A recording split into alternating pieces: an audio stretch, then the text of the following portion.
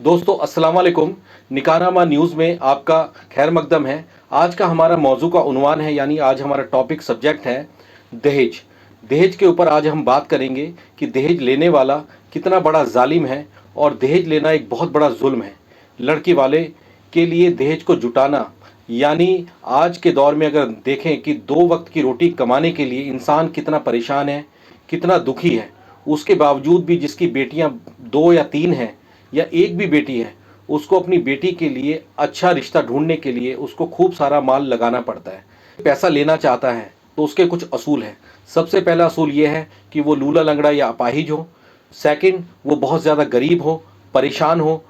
Third ये है वो कर्जदार होना चाहिए, या फिर वो किसी बीमारी में मुब्तला होना चाहिए, यानी मजलूम होना चाहिए, यतीम होना चाहिए। वो आदमी पैसा ले सकता है किसी भी इंसान से। जबकि हम किसी से अगर रिश्ता जोड़ते हैं, यानी किसी से हम निकाह करते हैं और रिश्ते का पैगाम हम किसी के पास भेजते हैं, तो बदले में हमें मोटरसाइकिल चाहिए, बड़े बड़े दहेज के सामान चाहिए। जबकि लड़की वाला इसलिए देता है कि कहीं हमारी बेटी को ताना सुनना ना पड़े। तो आज हम साफ तौर पर कहेंगे कि दहेज लेना बहुत बड़ा जुल्म है और दहेज लेने वाला एक बहुत बड़ा जालिम है। और इसके लिए हम सबसे पहले आपको एक मौलाना साहब की हम आपको बात सुनाएंगे रिकॉर्डेड लाइन पर, और आपको ये पता चलेगा, जबकि हम मुसलमान हैं, नाम लेवा हैं, और हम कहते हैं हम ज़कात देते हैं, खैरात देते हैं, सदका देते हैं, रोज़े रखते हैं, पाँचों टाइम की नमाज़ पढ़ते हैं। जो पाँचों टाइम की नमाज़ नहीं पढ़ता वो भी कम से कम हफ्ते में एक बार जुमे की नमाज को अदा करता है। तो हम चलेंगे सबसे पहले मौलाना साहब के पास और देखेंगे कि कैसे हज़रत मूसा अलैहि सलाम ने, जो कुरान में किस्सा आया हुआ है कि हज़रत मूसा अलैहि सलाम ने अपनी शादी होने से पहले क्या उन्होंने दहेज लिया, क्या उन्होंने कितने साल अपने होने वाले ससुर के यहाँ पे उन्होंने नौकरी की, और नौकरी के एवज में बदले में उन्होंने निकाह किया। तो चलिए सबसे पहले मैं आपको बात सुनाना चाहूँगा मौलाना साहब की। जी जी, कुरान करीम में अल्लाह पाक ये किस्सा को बयान किया है। दूसरा ये है कि मूसा अलैहिस्सलाम हजरत शुएब अलैहिस्सलाम की बकरियां चराई है। हजरत शुएब अलैहिस्सलाम ये कहा कि आप, हमारी दो लड़कियां हैं, आप हमारे यहाँ 8 साल बकरियां चराएंगे। अच्छा। ये जरूरी होगा। हाँ, और 2 साल अगर और मजीद अगर आप चरा लें तो ये आपके ऊपर इख्तियार है। तो रिवायत में ये है कि आप हजरत मूसा अलैहिस्सलाम 8 साल बकरियां चराई और जो 2 साल इख्तियार दिया था आपको वो भी पूरा किया। बाद रिवायतों में है कि 10 साल मुकम्मल आपने हजरत शुएब अलैहिस्सलाम की जो है बकरियां चराई। और उनके इसके एवज में हजरत शुएब अलैहिस्सलाम की छोटी लड़की जो है उनसे आपका निकाह हुआ। और इसके अलावा आपने कोई मतलब जो है जहेज या रस्म रिवाज में आप नहीं गए, बस यही आपका मतलब जो है ये था। मेहर भी बोल सकते हैं इसको कि दैन मेहर आपका यही तय करार पाया। और आपने हजरत शुएब अलैहिस्सलाम के यहाँ तकरीबन 10 साल बकरियां चराई जी। और इसके सिलसिले में ये है कि आज जो मुसलमान, खास करके मुसलमानों के मतलब जो है लोग ज्यादा इसमें जहेज के मतलब लेन देन ज्यादा करते हैं। और इस लानत चीज को आज मुसलमानों ने अपना लिया। इस चीज को बिल्कुल बायकाट करना चाहिए, अपने सोसाइटी से दूर करना चाहिए।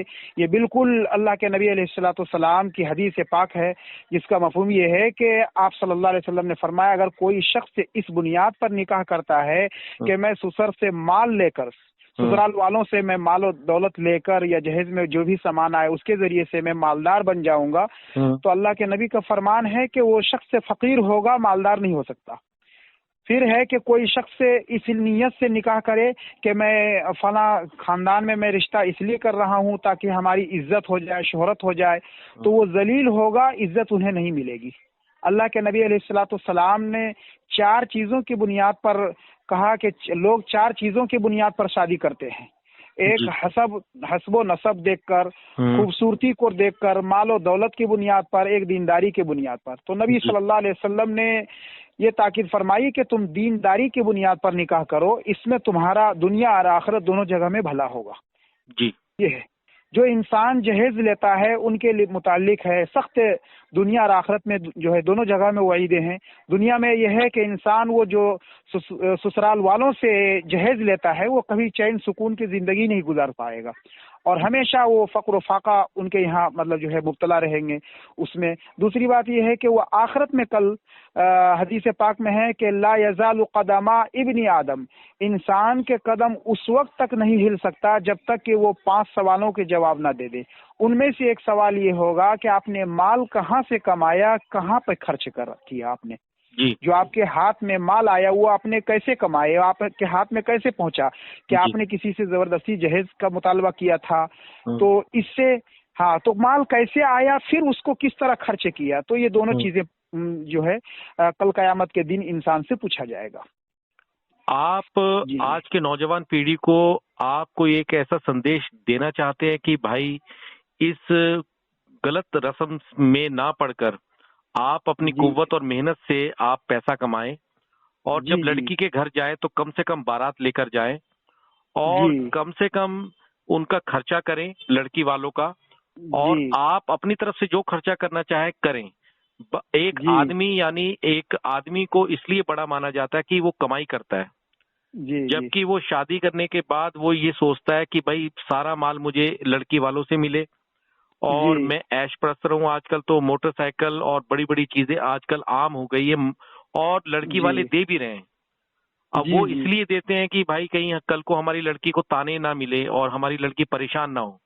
تو آج کی نوجوان پیڑھی سے آپ ان کو، وہ ایک مرد ہے اور قوت رکھتے ہیں کمانے کی، تو اس کے باوجود بھی آپ ان کو کچھ کہنا چاہیں گے کہ بھائی اس لعنت سے اپنا پیچھا چھڑاؤ؟ جی بالکل. قرآن کریم میں اللہ رب العالمین 5واں پارہ میں ارشاد فرمایا الرجال قوامون علی النساء. اس آیت کریمہ میں مرد کو حاکم بنایا ہے عورت پر، نہ کہ مرد عورت کو بنایا. مرد کو حاکم کا مطلب یہ ہے کہ اس کو ہر چیز کی ذمہ داری مطلب جو ہے دی جاتی ہے، اس کے اوپر باہر مال کیسے کمانا ہے کیسے، کیونکہ اللہ رب العالمین مرد کو جب بنایا ہے تو اس کو باہر کی ساری چیزیں کا انتظام کرنے کے لیے اور عورت کو جو ہے گھر کا کام مطلب جو ہے کرنے کے لیے. تو اس سے یہ پتہ چلا کہ آدمی کو مال و دولت سسرال والوں سے نہیں مانگنا چاہیے، بالکل نہیں مانگنا چاہیے، اور اپنا خود محنت کر کے اور مشقت کر کے مطلب جو ہے اٹھانا چاہیے یہ سب ساری چیزوں کا خرچ.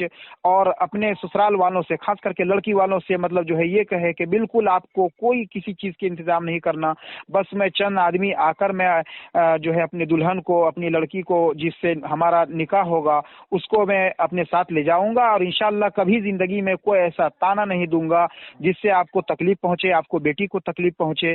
اس طرح کی باتیں شروع میں ہی کر دینا چاہیے تاکہ ان کو مطلب اطمینان ہو جائے. آج کل اس طرح اسی لیے جہیز مطلب جو ہے دیتے ہیں کہ فلاں آدمی نے دیا ہے، وہ بڑے تھے، دیا، اگر میں نہیں دوں گا تو ہماری بیٹی کو ہمیشہ تانا مطلب جو ہے دیں گے. ان کے گھر والے، کبھی ایسا ہوتا ہے کہ لڑکے تانا نہیں دیتے ہیں لیکن ان کے گھر والے ماں ہے، بہن ہے، یہاں ایسا لگتا ہے.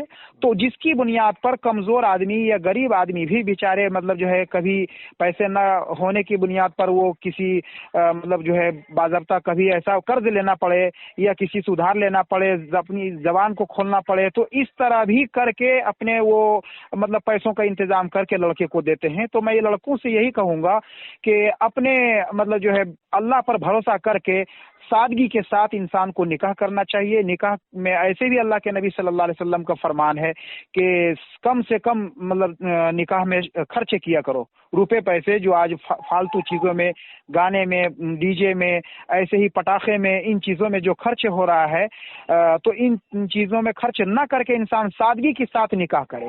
جب نکاح آسان ہوگا تو پھر زناکاری کا جو ہے دروازہ بند ہوگا. آج نکاح اتنا مشکل ہو گیا ہے کہ ایک انسان کو نکاح کرنے کے لیے سوچنا پڑتا ہے، کئی سالوں سے سوچنا پڑتا ہے پہلے سے ہی. تو اس کے لیے انسان کو چاہیے کہ نکاح کو سادگی کے ساتھ کرے. بالکل حدیث پاک میں موجود ہے کہ نکاح کو سادگی کے ساتھ کرے تو اس سے انسان کو پوری زندگی مطلب جو ہے برکت ملے گی اسے. تو دوستو، جیسا کہ آپ نے ابھی مولانا صاحب کی بات کو سنا اور آپ نے یہ دیکھا کہ کیسے حضرت موسیٰ علیہ السلام کا رشتہ ہوا، کیسے انہوں نے شادی کی.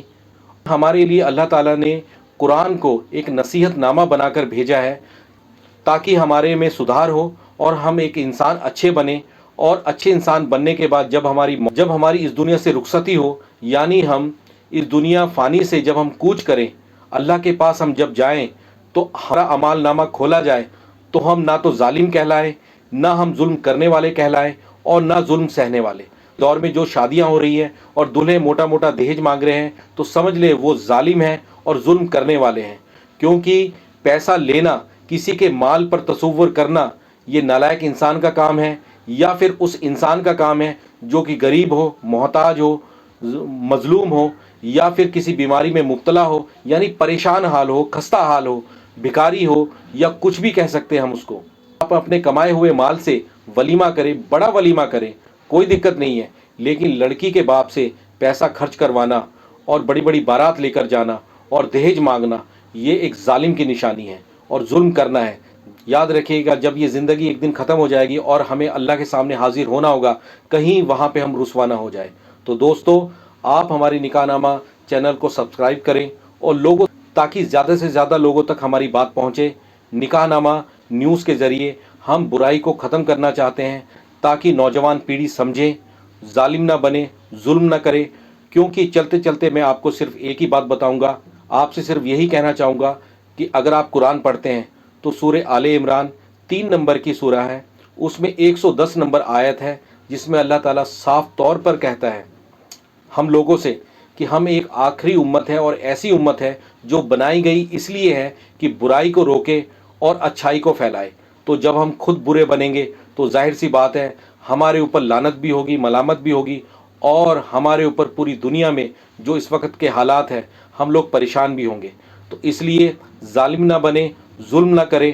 ایک ضروری اعلان بھی ہم آپ کو بتانا چاہیں گے کہ اگر آپ اپنے بچوں کے لیے نکاح کے لیے رشتے دینا چاہتے ہیں تو آپ اس اعلان کو ضرور سنیں۔ دوستو، اگر آپ نکاح نامہ میں اپنے بچوں کے لیے رشتہ دینا چاہتے ہیں تو رشتہ دینا بہت آسان ہے۔